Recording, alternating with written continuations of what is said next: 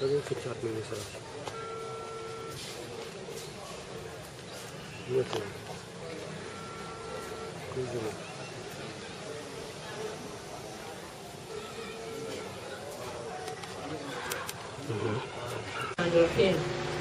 Abdou Aziz Manfama jërëjëf gannaaw ba ñu nuyoo suñu kilifa suñu sëriñ suñu wasila suñu maam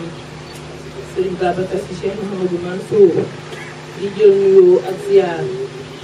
ñu gën a sell teg ko ci loxoom pour mu teg ko ci loxo njabootu Cheikh Seydi Hadji Malick di ko gunge ci bis bu rëy bii ñu ngi nuyu tamit suñu frère monsieur le ministre de la santé Abdoulaye Diouf Sarr di nuyu suñu nijaayu bopp El Hadji Mansour Mbaye di nuyu ñi fi teew ñëpp personnelu hôpital bi madame la directrice de l'hôpital di nuyu monsieur le préfet Makan Beng di nuyu njaboot ñi fi teew yëpp macha allah sëriñ bi ñu ngi lay ziar di la gërëm ci sa teewaay tey ci bis bi xam ni yéene rek moo am solo ci àddina ndax ba ci démb yàlla dogal na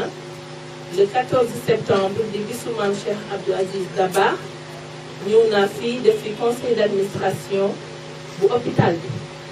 keroog bi ñu génnee dañu pare rek génn rek muy taw bu bëri mooy taw bi mu mujjee taw fi ma taxaw di seewlu waaw seelu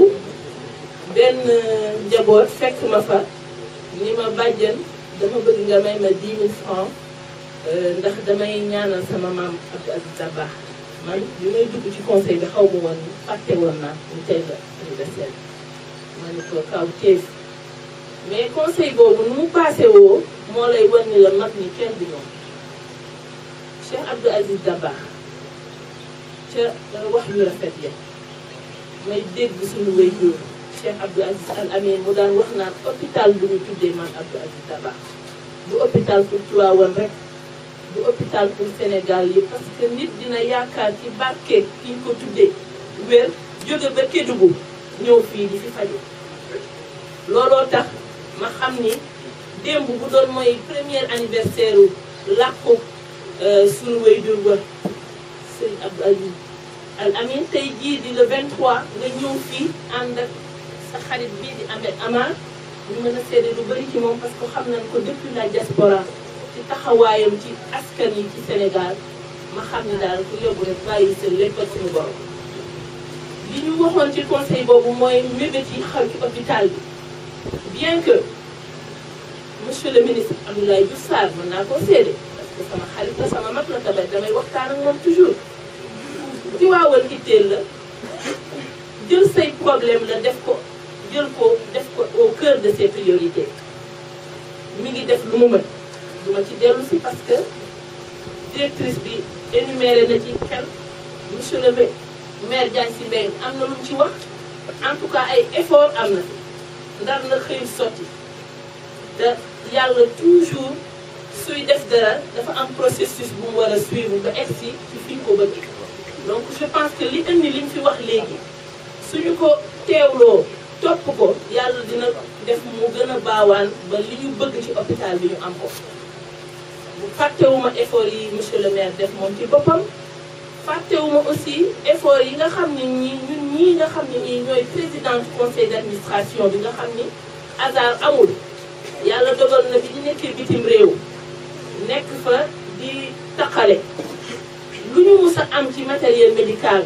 xamuñu sax nit dinañ fi mus a ñëw di def politique wala dara indi nañ ko ci hôpital bi ngir barkeeloo ko ngir tur bi yàlla di dox ba tey jii ñu yore conseil d'administration bi ñu yónni fi madame Badiane mu doon jigéen kon man suñu ayee tombé yow Serigne Babacar Sy nga ayee kon mën nañoo yaakaar ni fii lu baax dina fi xew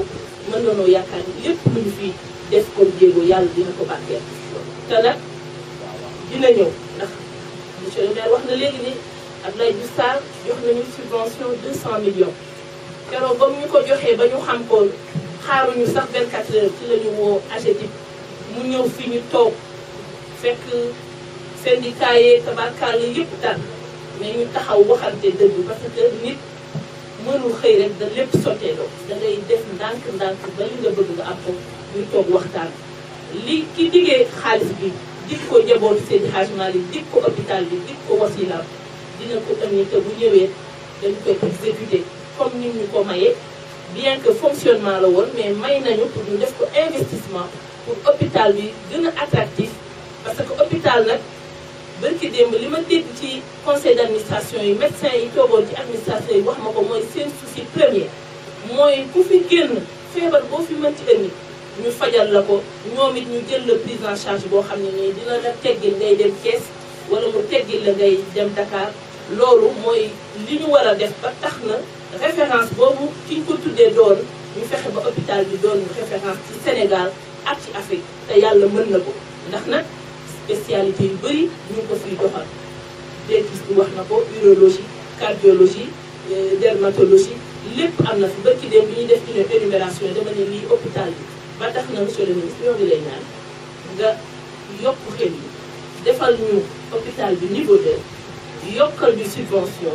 bi ñu liggéey bu rafet suñuy sëriñ gunge ñu ñu def ko tarbiyu bañ ci wut benn gain personnel mais def ko tarbiyu man dama koy wax tous les jours ba ma yàlla dogalee ci man ma war a servir ci waawal ma continuer tarbiyu yi nga xam ni sama ñaari waajur moom moo leen fi indi woon may sant Ahmed Amar di ñaanal NMA Sandoz yàlla na doon une entreprise leader à travers le monde entier